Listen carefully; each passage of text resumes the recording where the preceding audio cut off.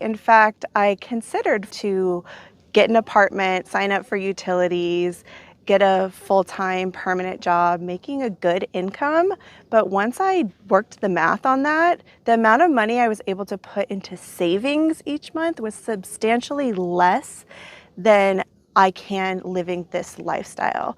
So even though I earn less, I keep way more of it. Hello everyone and welcome back to the channel. So today we get a chance to talk with Christine. Christine, thank you so much for joining us. Thank you. So Christine, tell us a little bit about your rig and what are you driving in these days? I am in a 2017 Subaru Forester XT Premium that I've set up as a no-build full-time live-in camper. And how long have you been in it? I moved into the Subaru in 2020 and I've been living in there intermittently over the past 5 years. So why did you choose this vehicle versus something else? This is actually the vehicle I had at the time that I moved in. We all know what happened in 2020 and I was actually getting ready to go on a thru hike for 5 months. I was 2 days away from leaving and California went into lockdown when I was going to hike the Pacific Crest Trail. So I took the funds I had saved for that and moved into this, and it's been home ever since. So that brings up a good point. A lot of people have the advice that if you already own something, try that first. Absolutely. And so that's what you did. You already own this vehicle.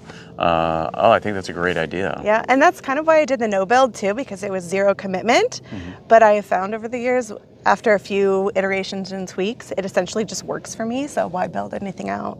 Oh, that's great. Well, what do you think? Shall we just take a tour? Yeah, let's take a tour. All right, let's go. Welcome to my home. When I set up this Subaru Forester for moving in, one of the challenges that I encountered first was the way the bed was going to lie flat. In this particular model, there is no lie flat when the seats are folded forward. The area into the trunk dips down quite a bit. So I had to figure out how I was going to even that out without building anything. So what I did is I purchased a table. It's a half fold kind of card table, and it tucks away in the trunk, and it just happens to be thick enough to even out the bed area. So I've got a 3-inch memory foam mattress on top of that, and once I have that on there, I don't feel anything, I sleep great, and it's been an excellent solution. And I have a table. The next challenge I was encountering was the area in the footwell here, since my mattress does extend all the way to the passenger seat in the front. So I needed something to stabilize that space. After a couple of years living with a different setup, this has really worked out well for me, and it's just kind of like my backup storage of things, extra things I don't need to get into all the time throughout the day. And so it gives me some extra storage, but it also gives me the stability I need for my mattress. If you'll notice in the front, I have the passenger seat actually open, and that is by design. One, I can actually have a passenger with me. It's not the most comfy ride because they are kind of pushed all the way up, but I can get them in there safely. And I also feel a little bit less vulnerable to break in because everything is kind of hidden in the back. When you find yourself either dispersed camping or stealth camping, well, I guess, what do you find yourself doing more? I move very often, so I do balance between stealth camping and dispersed camping, but I only usually do one or the other for 1 or 2 days at a time. I move much more frequently than maybe a lot of other nomads. And for me, having the no build, sort of no setup is an integral part of being able to get up and go on a whim, based on weather, based on what my heart desires. And so it really works out for me to have such a simple setup. I can literally crawl from the front seat through the 2 front seats into my bed. I just pick up a bin and the bed is clear. I can tuck in for the night. And then do you have blackout curtains and things like that, or? I have like a Reflectix shades that go up. They're suction cupped on, and I can put those up when I'm in the back of the vehicle. So this big box you see here is actually a refrigerator. It's a 45-liter refrigerator. And a lot of people, when they see it, are confused why I have such a big refrigerator in my little rig. And the reason I do is because I like cold beverages, I like fresh food, and I want all of my food items to always be stored in hard-sided containers. When I first hit the road, I did have a cooler, but I found after one event where I went grocery shopping and then was not able to find any ice in town that I was done with the cooler and the refrigeration was the way to go. It does plug in with 12 volts while I'm driving. It'll keep cool. When you're out on the road, do you find yourself cooking a lot or do you go out to eat a lot? What works for you? I try to prepare my own food. It's usually very simple processes, but it's much more cost effective and healthier to provide my own meals instead of eating out all the time. I try to save eating out for experiences.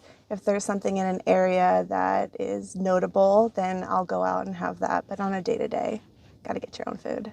Okay, so you mentioned your power system and your refrigerator. What are you using for that power system?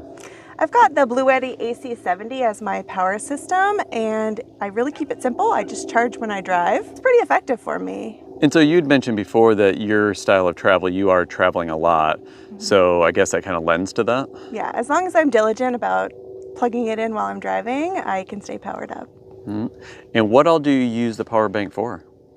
I power my refrigerator if I'm going to be stationary for a while and I feel like that's going to come up to temperature. I will use it for my Nespresso. Oh, fancy. Yeah. To power my phone and to power some cooking appliances. And then the biggest draw would be working on my laptop. So this is kind of how I usually lounge in the car. I have a moonroof here, so it does allow me a couple of extra inches of headspace. I don't necessarily need it, but it certainly makes things more comfortable. So I will sit here and have my morning coffee. I just get my Nespresso going just like this. That dream of having a cup of coffee delivered bedside daily, I'm living that dream. And you have these beautiful views out your awesome windows and moonroof. This is the life. In this bin here, I have some additional food storage, dry storage, protein powders, coffee, those kinds of things. Again, I just like to have everything in a hard-sided container inside the vehicle. Yeah, here I have just a bin that holds these two items in place, just because I do drive all the time, so I have to think about how things are held in place and shifting while I'm driving. So this helps keep them together. So in this bin here, I have my camp kitchen. Everything is just tucked away in that bin. Now, when I'm driving, that bin will go down on the bed so that it doesn't come flying towards me in the event of slamming on my brakes. I have a combination of gas stoves and then some electric devices like a mini waffle maker and a mini griddle that I can plug into the power station. And those are really helpful when it's really windy outside, since gas stoves don't typically work as well during that time. And so do you ever do any of the flame cooking inside your thing, or is it always outside? Flame cooking does not happen inside the rig, but the electric cooking does happen inside. So are you full-time on the road in this, or tell me about your travel style? Yeah, I'm full-time on the road in the Subaru. However, sometimes I take on seasonal work and sometimes I travel internationally. So over the past several years, I've done typically summer and winter work contracts at places like national parks, ski resorts. During that time, I move into subsidized housing that they provide for employees. But the times between, this is my house. This is my home on wheels.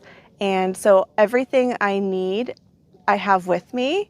So doing those seasonal jobs, and I'm assuming you pay for some of that subsidized housing, but are you still, making money and making ends meet? Is it sustainable for you? Yeah, absolutely. In fact, I considered for this winter to get an apartment, sign up for utilities, get a full-time permanent job, making a good income. But once I worked the math on that, the amount of money I was able to put into savings each month was substantially less than I can living this lifestyle. So even though I earn less, I keep way more of it. How did you first learn about this as a lifestyle alternative? Living on the road, part-time, doing seasonal work, and being in a car. I think it really just started as a big road trip. As I said, I moved into the vehicle in 2020, and this was sort of my concession for not being able to do the big hike that I had planned. So I thought, hey, I'll just go on a big road trip, go on a bunch of hikes, go camping, and sort of simulate that experience as best as possible. Well, the money I saved up for the big hike, I burned through it living on the road and needed a way to earn income that didn't take me out of that lifestyle completely. And I sort of just fell into seasonal work. I grabbed a job at a ski resort that had housing and didn't realize that that was really a thing, and found myself amongst a community of people who, for them, it was a lifestyle, it was a thing. So I jumped on board with that and started working the 2 contracts every year. This is my running water system. It's the Dometic Jug and Dometic Go. And I just can power this with a USB-C, and then it charges up, and now I have running water with just a tap of a finger. Nice that this is magnetic, so I sometimes will just attach it to the side of the car if I want to just wash my hands. I just love having the running water, whether it's doing dishes from cooking or filling a water bottle, washing my hands, that kind of thing. So you'd mentioned you don't really have much of a setup. What do you carry up top then if you have no setup? Up top is basically my garage. A lot of it is backpacking gear, all season backpacking gear, and I have some shovels and like recovery equipment, light things like that, but it's stuff that I don't need to get into regularly at all. Do you have any advice for newbies that are about to hit the road or new on the road? Oh, yes, I do. So when I first hit the road, I had something called what I call double duty, which meant I had to repeat things a lot of times because I was making mistakes. I was leaving things behind. I was just making all kinds of mess. So I would say slow down. Slow down your travel, slow down your thought process, and really build in some systems and routine during those first days, and that will help you for the long run. So Christine, having lived this lifestyle for several years, what is your favorite part of this lifestyle? The freedom. Of course. Absolutely, the freedom. I can work when I want to work, I can live where I want to live, and it just gives me immense amount of financial and lifestyle freedom. That is a great thing to have. Yes. So Christine, thank you so much for showing us your rig today and your setup. We really, really appreciate it. If people wanted to follow along on your adventures and find out what you're doing, how can we do that? Yeah, I actually have a YouTube channel. It's called Nomad Unknown. You can follow my adventures there. That would be great. Thank you very much. So folks out there, what was your favorite part of her no build, no setup Subaru lifestyle? We'd love to hear in the comments below. If you got anything out of today's video, please give it a big thumbs up, subscribe to the channel, share it with friends, and until next time, see you down the road. So long.